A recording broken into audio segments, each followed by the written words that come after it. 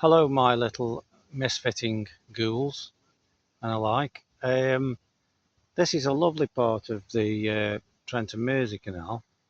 Um, there's two benches here which have been dedicated to people who've died underneath this lovely tree. I'm not sure, I don't think it's an oak tree.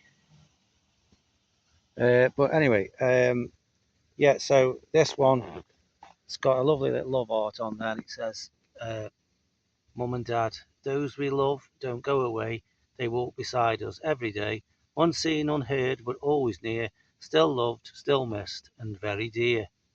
So yeah, it's very nice for these two benches and the other benches there to be thingy.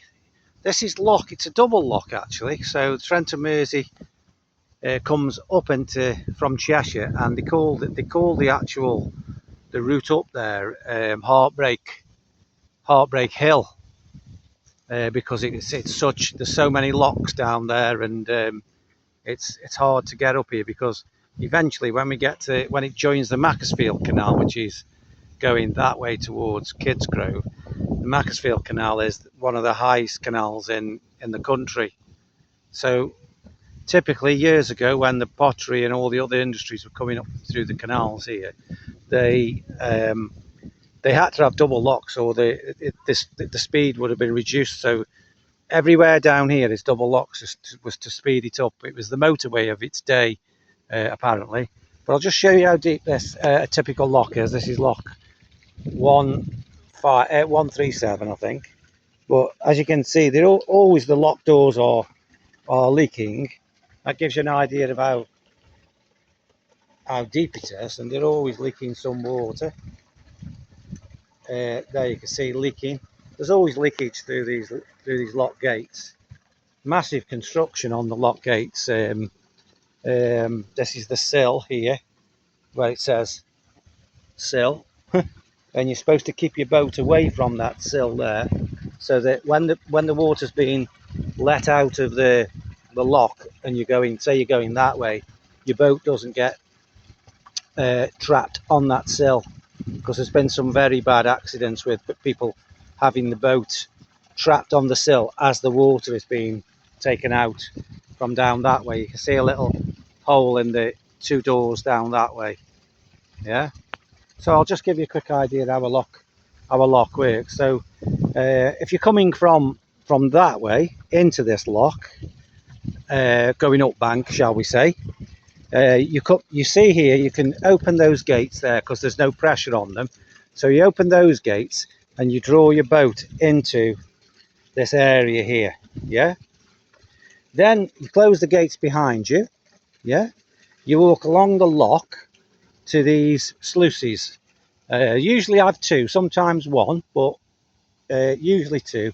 This is the sluice, and so your big crank handle goes on the end of this here, and then you crank this, and this gear, this massive Victorian throwback, that gear on that worm screw type of thing, or screw gear, that pushes up there as you were turning this one, and down in there, and where we can't see in the canal under there, it opens the sluice gates, which are probably down there actually, and the water just rushes in here.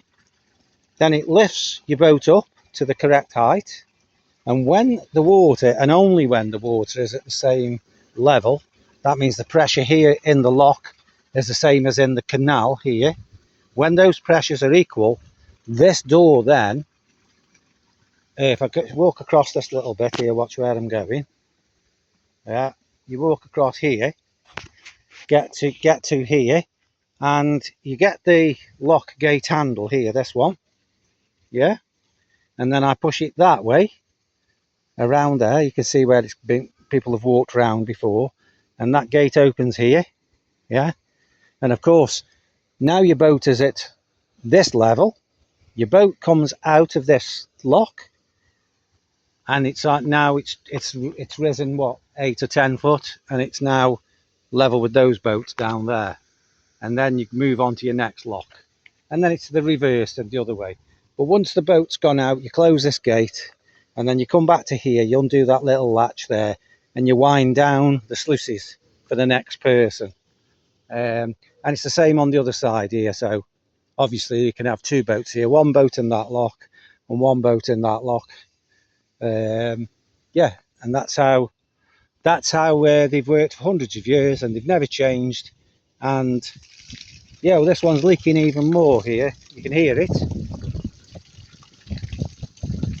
On a very hot day, that water sounds lovely, but I wouldn't like to drink it. So yeah, they are quite deep. So that's about, well, from there, that's about 10 foot, and then another 4 foot. So it's about 14 foot deep.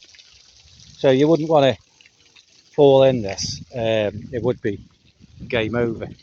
Yeah, and a quick one at the end of my video here. I know that you're all there. Let me just turn that round. I know that Amanda's saying about people not posting, or not posting as much. But I just feel like I've posted a lot of stuff. So I was sort of giving it a little rest and hoping other people were going to be posting. I mean, she said something about Mark not posting now, but I mean, is that true? Has he like stopped posting on our site, or is he just having a little break because he does, he's done such a lot on the Lucy Letley stuff. Um, you know, maybe he needs a break like everybody else. But yeah, so I'll keep it short. I'll give you a quick panoramic view of Lock 137 here. It's lovely here where you can see I'll turn it around the right way. Where you can see here where you've got like double arches there, one arch there, one arch there.